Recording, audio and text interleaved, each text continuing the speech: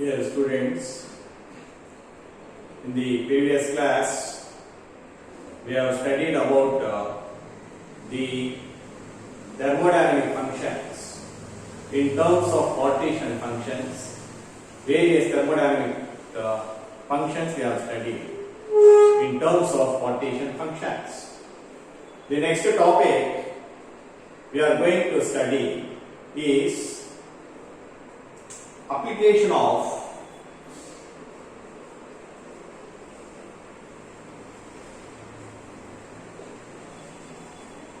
partition function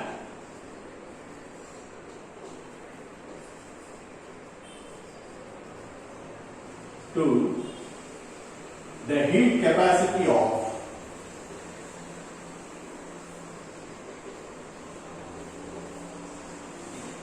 ideal gases.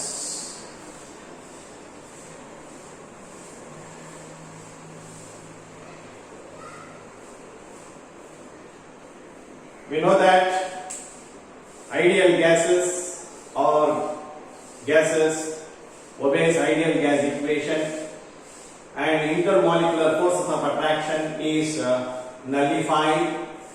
Okay, they obey ideal gas equation, that is PV is equal to nRT. And heat capacity. What is actually heat capacity?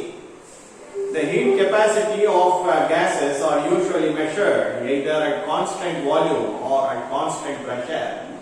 At constant volume it is represented as CV. At constant pressure it is represented as Cp.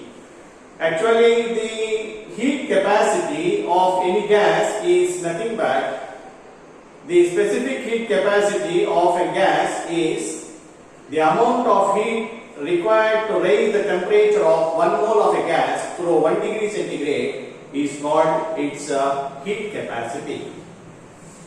Now let us consider, in the gases we have monoatomic gases, diatomic and polyatomic gases. They have different properties.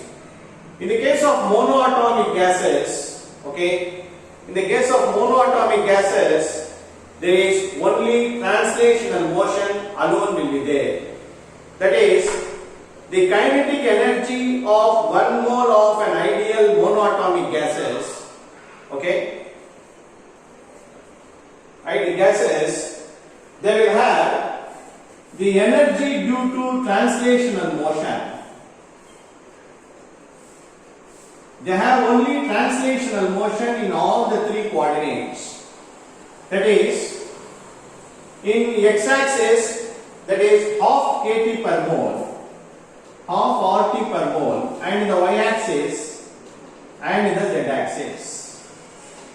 Therefore, the total translational energy due to the movement of molecules in all the 3 coordinate axes will be 3 by 2 RT.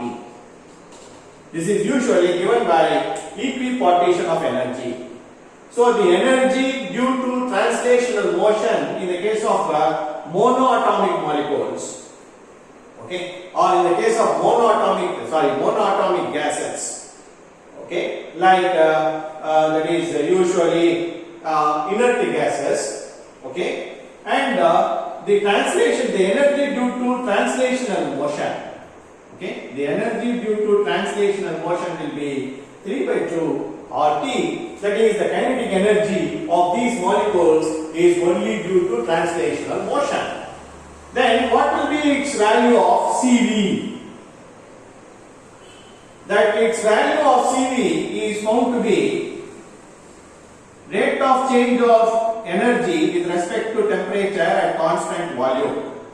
Okay, if we differentiate this value will comes around 3 by 2 R, or this value is almost will be equal to 12.49 joules per degree per mole. Okay, because R is a gas constant, okay, R is nothing but 8.314 joules per degree per mole. Then we multiply this, it will be 12.49 joules per degree per mole. This is in the case of inert gases like helium, neon, argon, krypton, and similarly we have mercury and sodium vapors. In all these monoatomic gases, the heat capacity is found to be value equal to 12.49, and similarly we know that since Cp is equal to Cv plus R, okay, Cv plus R, and the ratio Cp by Cv, okay, Cp by Cv will be equal to, usually it is represented by gamma, its value will be around 5 by 3, it will be equal to approximately 1.66, 667. See, the specific heat capacity at constant pressure is always greater than the specific heat capacity of an ideal gas at constant volume. This is plus R. So, therefore, if it is 3 calories, it is 1 more 2 calories. So, therefore, it will be equal to 5. 5 by 3. The ratio is found to be, the ratio between Cp and Cv is found to be equal to 1.667 in the case of monoatomic gases. Now let us study what happens the specific heat capacity and the energy contribution in the case of diatomic and polyatomic molecules. In the monoatomic gases, the energy contribution is only due to translational motion in all the 3 axes, but there is no vibrational and rotational motion is taken into consideration in the case of monoatomic gases. But in the case of di and polyatomic gases,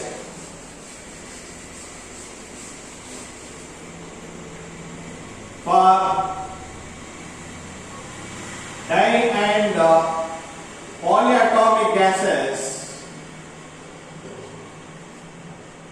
okay, polyatomic gases containing 2 or more atoms, okay, then this we know that Cp minus Cv value will be equal to R, that will be equal to 8.314 joules per degree per mole. Actual value of Cp and Cv, okay, will be greater than 5 by 2 R. Okay, the value of Cp and Cv is greater than 5 by 2 R and 3 by 2 R. Okay, the Cp value is greater than 5 by 2 R and Cv value is greater than 3 by 2 R in the case of diatomic and polyatomic gases. This is because, and not only that, Cp by Cv, this ratio gamma is less than 1.667 in the case of di and polyatomic gases. Why this is happening? This is because they possess not only translational energy but also rotational and vibrational energy. The energy contribution in the case of di and polyatomic gases is not only due to translational motion but also rotational and vibrational motion is also taken into consideration in the case of polyatomic gases. So therefore the specific heat capacity at constant pressure is greater than 5 by 2 R and specific heat capacity at constant volume will be greater than 3 by 2 R, and the ratio between these two values will be naturally less than 1.667 because their contribution towards rotational as well as the vibrational motion towards the heat capacity of the solids. And not only that, in the case of monoatomic gases, there are only 3 degrees of freedom due to translational motion in 3 directions. Okay? In the case of monoatomic gases,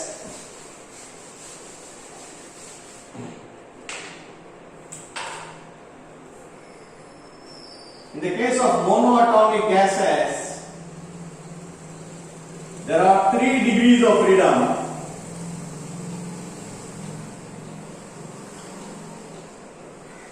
due to translational motion alone in 3 different directions. Okay, and for di di and polyatomic. For di and polyatomic gases, okay, in addition to translational motion, there will be rotational motion and vibrational motion contributes. And in the case of rotational motion, okay, in the case of rotational motion, there are only 2 degrees of freedom, and because the rotation along the y-axis and z-axis, okay, rotation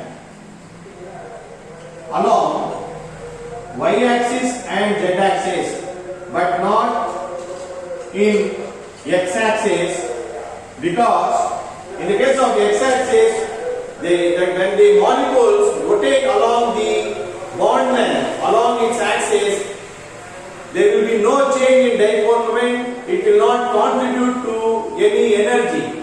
It will not contribute to that energy along the x-axis. So therefore, there are 2 degrees of rotational motions. Okay, 2 degrees of rotational motion and 3 degrees of vibrational motion. Okay, vibrational motion. So therefore, see, the rotational motion energy due to rotational motion will be equal to, that is, half RT along the y-axis and half RT along the z-axis. So therefore, the total energy contribution due to rotational motion will be only RT. Okay, only RT. In the case of it also changes in the case of linear and non-linear molecules. Okay, in the non-linear molecule, translational motion about 3 axes contribute. So therefore, 3 by kT per molecule. See, whether it is non-linear or linear, the translational motion contribution towards the energy will be the same. It will be equal to 3 by 2 RT, that we have studied, half RT in x-axis, half RT in y-axis, and half RT in z-axis. Okay, now considering the vibrational motion, this is about the rotational motion. Okay, this is about the rotational motion. Now considering the vibrational motion of molecules, see, when we talk about vibrational motion,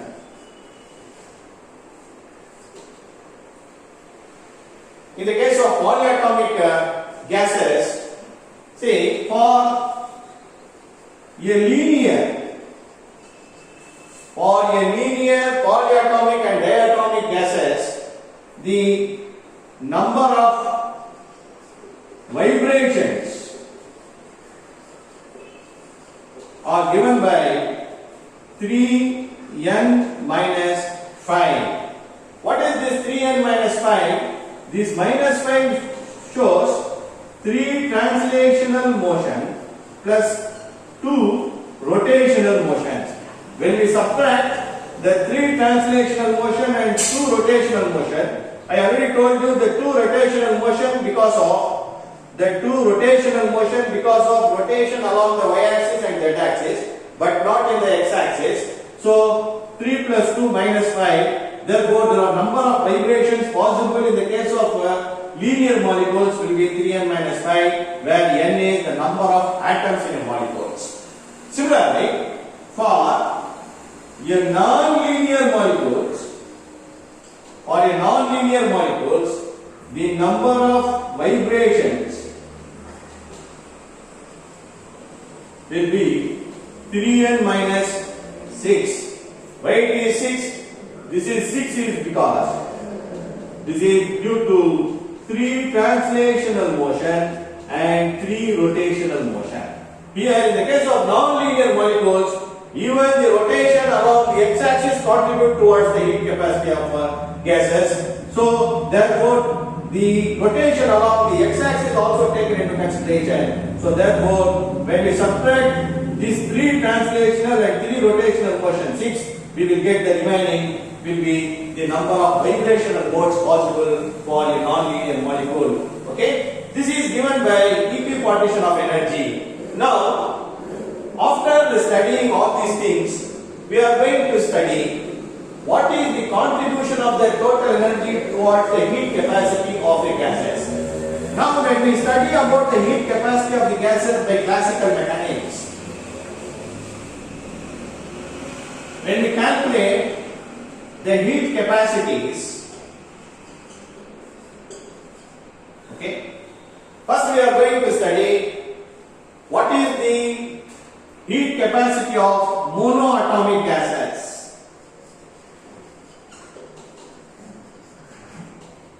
Just now we have studied, in the case of monoatomic gases, there are only translational motion.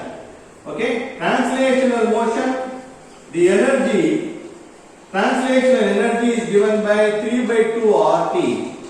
The heat capacity is nothing but dou E by dou T at constant volume.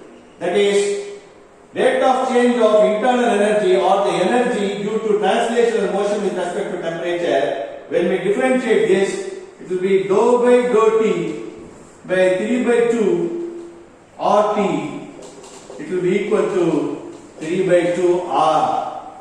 Okay, what is R? R is nothing but 8.314 joules per degree per mole. This is the contribution of translational motion toward the heat capacity of a gases, particularly in the case of monoatomic gases. And Cp is, okay, and Cp is, first we find the Cv value is found to be equal to 12.47 joules per Kelvin per mole. Okay, when we substitute the value of gas constant here, we get the Cv value 12.47 joules per mole, and Cp value should be plus 2 calories. It will be equal to 20.79 joules per Kelvin per mole, because Cp is equal to Cv plus R, and when we add one more 12.47 plus 8.314, since Cp is equal to Cv plus R. This is the heat capacity of a monoatomic gases due to contribution of translational motion energy. Okay, next we are going to study how the heat capacity is calculated in the case of diatomic and polyatomic gases. For polyatomic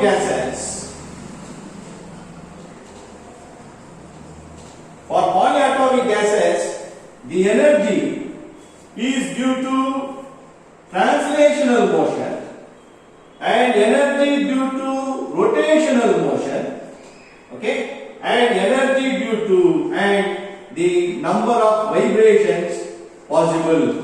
This is in the case of linear molecule. This is in the case of linear molecule. This is translational motion. This is rotational motion along y and z axis.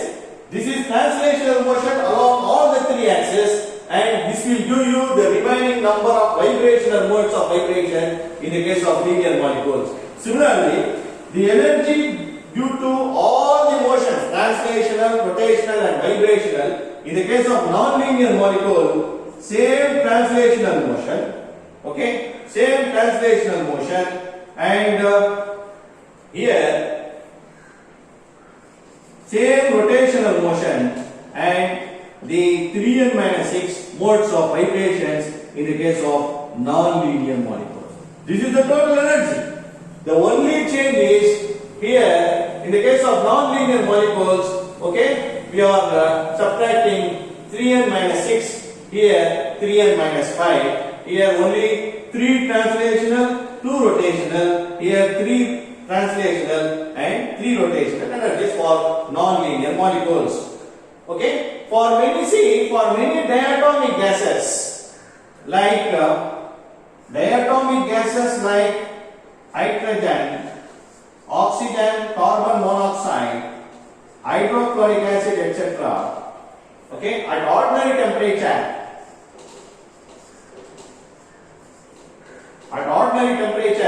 CV value is found to be equal to 20.97 joules per Kelvin per mole. That shows that in these cases the vibrational contribution may not be significant at these temperatures. Okay, the vibrational contribution at these ordinary temperatures is not significant at these temperatures. So therefore, I can write it as, in the case of diatomic gases, E will be equal to 3 by 2 RT plus RT will be equal to 5 by 2 RT, and therefore when we calculate CV, that is dou E by dou T at constant volume, it will be equal to 5 by 2, or its value will be equal to approximately 20.8. But for polyatomic gases, the departure from the theoretical calculated values of CV is considerable. Now by quantum theory, we are going to study the rotational partition function, contribution towards the heat capacity. We know that the rotational partition function we have already studied. It will be equal to 8 by I square IKT divided by sigma H square.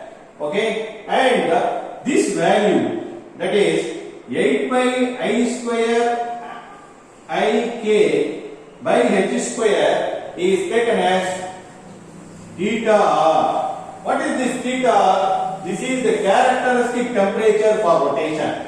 Okay, this is the characteristic temperature for rotation. Therefore, I can write this equation as T divided by sigma theta R. Okay, sigma theta R. Then we have to calculate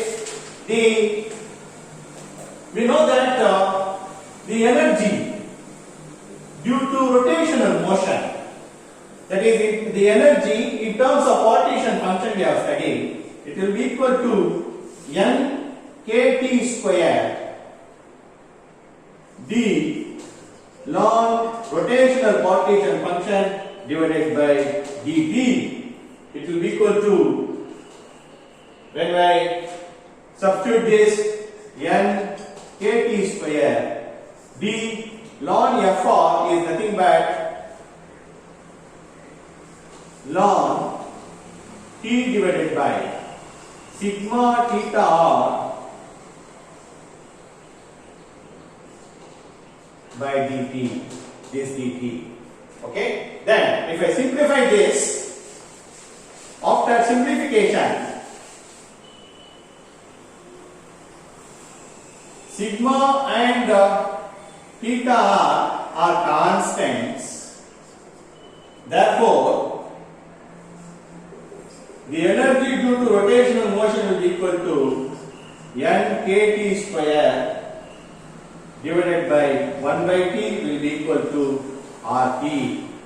Okay, or I can say the heat capacity due to rotational motion will be equal to ER divided by dt will be equal to R. This is the heat capacity, contribution of rotational energy towards heat capacity of the gases. Next we are going to study what about the heat capacity, heat capacity due to rotational contribution, that is the vibrational contribution.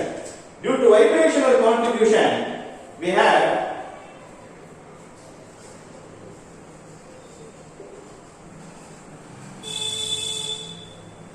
vibrational contribution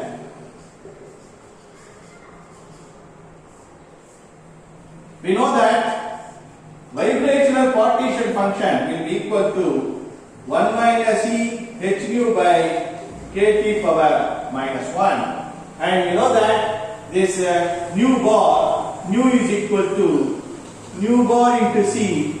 When wave number is multiplied by velocity of light, we get the frequency of vibration. Then I can write it as 1 minus e minus u divided by kt power minus 1, where u is equal to h nu bar into c divided by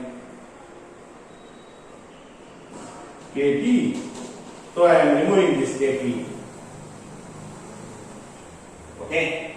Then we know the energy due to vibrational motion in terms of partition function will be equal to RT square d log vibrational partition function divided by dt. When we substitute the value of vibrational partition function in this equation, we get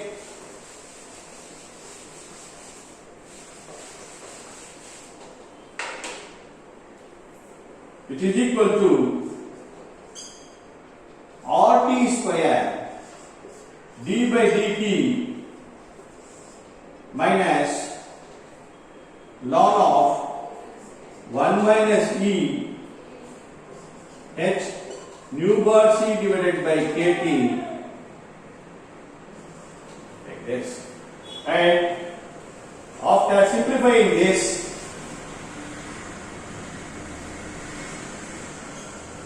the energy due to vibrational motion will be equal to RT into u divided by e power minus 4 power minus 1 into minus 1 equal to RT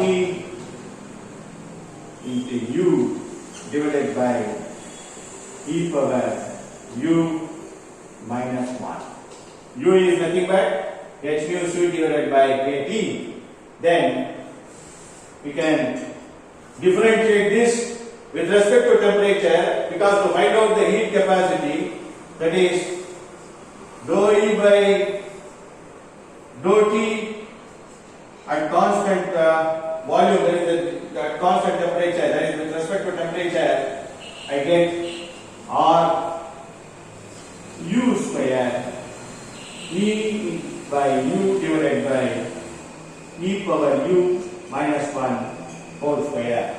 This is the heat capacity of ideal gases due to contribution of vibrational energy due to vibrational motion. So this is about the heat capacity of ideal gases is calculated with the help of what is called as partition function. The remaining, the next topic we will study in the next class.